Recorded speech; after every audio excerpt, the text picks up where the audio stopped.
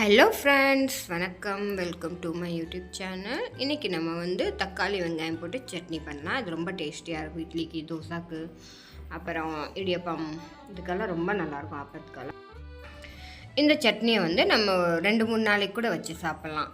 நல்லா வதக்கிட்டு லைட்டாக புளி போட்டோன்னா ரொம்ப நாள் இது மத்தலப் ஒரு 2-3 நாளைக்கு நம்ம வச்சுக்கலாம். வாங்க பார்க்கலாம். இப்போ நம்ம ட்ராவல்க்கெல்லாம் போகும்போது இந்த மாதிரி செஞ்சுட்டு போனோம்னா ரொம்ப ஈஸியாக இருக்கும் நமக்கு. வாங்க பார்க்கலாம் எப்படி பண்ணலான்ட்டு. கடாயில் ஒரு கரண்டி நல்லெண்ணெய் விட்டுக்கோங்க. இப்போ எண்ணெய் சூடானதுக்கப்புறம் இதில் 2 டேபிள் ஸ்பூன் நிறைய உளுந்து போடணும். இப்போ உளுந்தோடு நீங்கள் இன்னும் திக்னஸ் வேணும்னா நீங்கள் உடச்ச கடலை 1 டீஸ்பூன் போட்டுக்கலாம். இப்போ உளுந்து பொன்னிறமாக ஆனோன்னா நமக்கு ஒரு 4-5 வரமிளகாய் இதில் ஆட் பண்ணிக்கணும். காஷ்மீரி ரெட் சில்லி இருந்தால் அது ஒரு 2 போடுங்க, கலர்ஃபுல்லாக அழகாக இருக்கும். இப்போ இது 2 ரோஸ்ட் ஆனதுக்கப்புறம் இதில் நம்ம சின்ன வெங்காயம் 1/4 கப். இப்போ நம்ம வெறும் சின்ன வெங்காயம் போட்டு பண்ணாலும் ரொம்ப நல்லாயிருக்கும். 1/4 கப் சின்ன வெங்காயம், 1 கப் பெரிய வெங்காயம் போடணும்.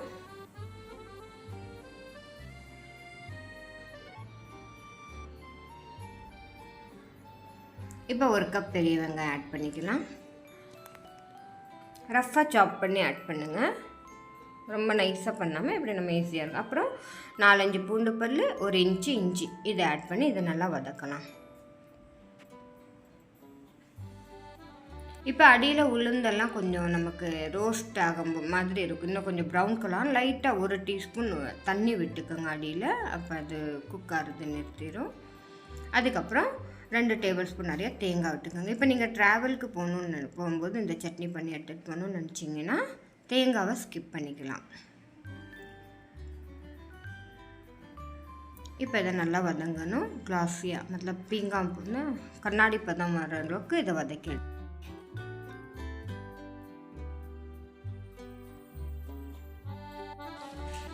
அதுக்கப்புறம் நம்ம 1 டீஸ்பூன் உப்பு போடணும்.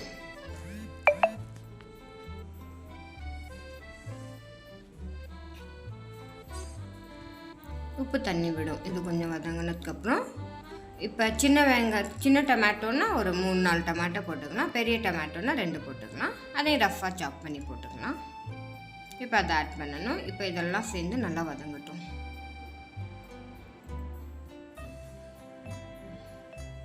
இப்போ பாருங்கள், இது வதங்கி சுருண்டுச்சு. இந்த டைமில் நம்ம கொத்தமல்லி 1 கப் போட்டால் நல்லாயிருக்கும். கொத்தமல்லி போட்டுக்கலாம். புதினா பிடிக்கும்னா புதினாவும் ஆட் பண்ணலாம்.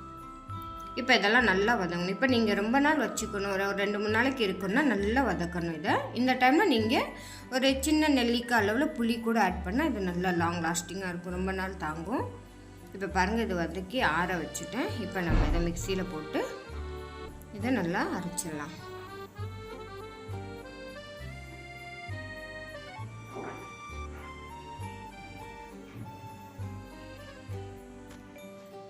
இந்த மாதிரி நல்லா அரைச்சிக்கணும். இப்போ கடாயில் மறுபடியும் நம்ம 1 கரண்டி நல்லெண்ணெய் விட்டு 1 டீஸ்பூன் கடுகு, காஞ்ச மிளகாய், இந்த கடுகு வச்சதுக்கப்புறம் காஞ்ச மிளகாய் போட்டுக்கோங்க. அதுக்கப்புறம் கருவேப்பிலையும் போட்டு இதை நல்லா பொரிஞ்சதுக்கப்புறம் இதில் 1 கப் தண்ணி விட்டு இதை நம்ம கொதிக்க விடணும். 1 கப் தண்ணி விட்டுக்கலாம். இது கொதிச்சதுக்கப்புறம் இதை நம்ம ஆஃப் பண்ணிவிட்டு நம்ம சட்னி அரைச்சோம் இல்லையா, அதில் இதை நம்ம நேராக கடாயில் போட்டு கொதிக்க வைக்கணும். இது டெய்லி சாப்பிட்றதுக்கு நான் இது பண்ணியிருக்கேன். இப்போ எங்கேயும் ட்ராவல் போகும்போது நீங்கள் தண்ணி ஊற்ற வேண்டாம், அப்படியே எடுத்துகிட்டு போகலாம் கெட்டியாக. இப்போ நம்ம வீட்டில் சாப்பிட்றதுக்குன்னா இந்த மாதிரி தண்ணி இதில் கொதிக்க விட்டு இதில் ஆட் பண்ணி நல்லா கிண்டி விட்டிங்கன்னா சூப்பரான தக்காளி சட்னி ரெடி. ரொம்ப டேஸ்டியாக இருக்கும். கண்டிப்பாக செஞ்சு சாப்பிட்டு பாருங்கள். மேக்ஸிமம் நம்ம தமிழ் சவுத் இந்தியன் வீட்டில் இந்த சட்னி எல்லார் வீட்லேயும் செய்வாங்க.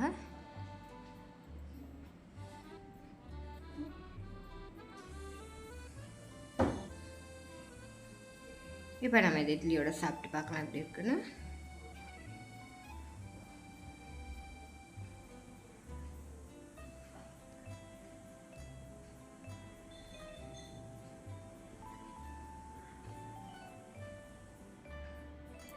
ரொம்ப டேஸ்டியாக இருந்துச்சு. என்னோடய வீடியோக்கு லைக் பண்ணுங்கள், ஷேர் பண்ணுங்கள், சப்ஸ்கிரைப் பண்ணுங்கள். Okay friends, thank you.